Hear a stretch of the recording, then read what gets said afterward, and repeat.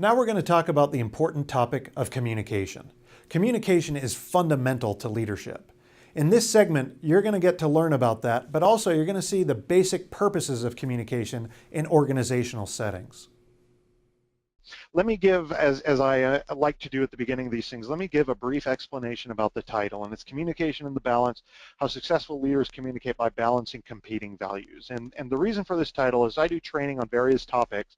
A couple of things, as I've done this for years and years now, a couple of things have become apparent to me. The first is that there is nothing in leadership, development, and managerial competencies that communications does not touch. Communication is just inexorably linked to effective leadership. So it's an important topic, and yet, like we said earlier, it's massive, right? The other thing that's become very apparent to me is that there is a balance. Anytime someone comes to me and says, hey, how should I communicate to my staff about this, or how should I approach my executive director about this topic, or whatever the question might be, the answer always comes down to, well, it depends, and there's always a balance involved. And so what you're going to see sort of thematically throughout our conversation today is that balancing act that you and I have to do in order to communicate effectively.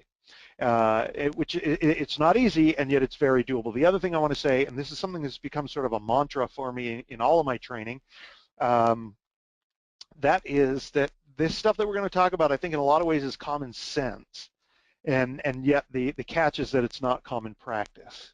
Right?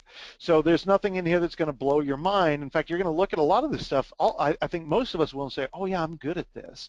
And while that may be true for some, what the studies show us is that I think all of us can get better at this, and most of us aren't as good at communicating effectively as we think we are, and that's partly what makes it so tricky. So let's get into communicating and communication in the balance, and see how this applies to us as supervisors. The first thing we want to talk about is the functions of communication. What are the purposes of why we communicate within organizations? Okay, look at this table here. The first, and this is going to seem basic, but it's going to frame the way we think about how we communicate. The first is control. What is it that you're trying to control as a leader, as a manager? Okay, performance and behavior, right? Those are the sort of big things. You want to control people's behavior. You want certain standards met, and you want people following rules and policies. And then that's where norms and compliance comes in. It's really interesting. The Hawthorne studies that are famous in management and organizational studies from back in the 1930s, one of the things they found is they studied the Western Electric Company. This group from Harvard went to study them. They found that groups control each other's outputs and behaviors through communication. Maybe I'm going to be sarcastic with you or tease you or whatever else it might be, however else I might want to communicate, because you're not producing well enough, right? Or you're producing too much and you're making the rest of us look bad, right? Those are types of control with communication. An extension of that, maybe going further than that, is motivation. I give you feedback. I say, hey, great job. I give you praise.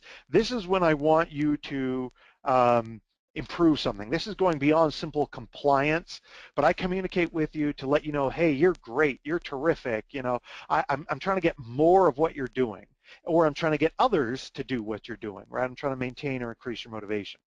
Not surprisingly, a big part of why we communicate in the workplace is why we communicate anywhere, and that's emotional expression.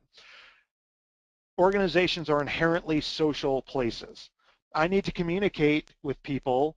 Most of us need to communicate to talk about our kids, our weekend, our day, our likes, our dislikes, the restaurant we ate at. I like the shirt you're wearing. I like the beard that you have. Whatever else it might be, we just socially interact, right? We say what we're satisfied with at work. Oh man, I hate this new schedule, or man, I love this new schedule. What frustrates us? What are we happy with? This is part of being whole. This is part of bringing your whole self to work. And then finally, it's information. What time is that meeting at? Hey, who do you report to? Lots of those kinds of things. So I want us to think about why we communicate in these primary terms, okay? Information, motivation, control, emotional expression. I think as you think about it, you're going to see that most of your professional communication can be place into one of these categories.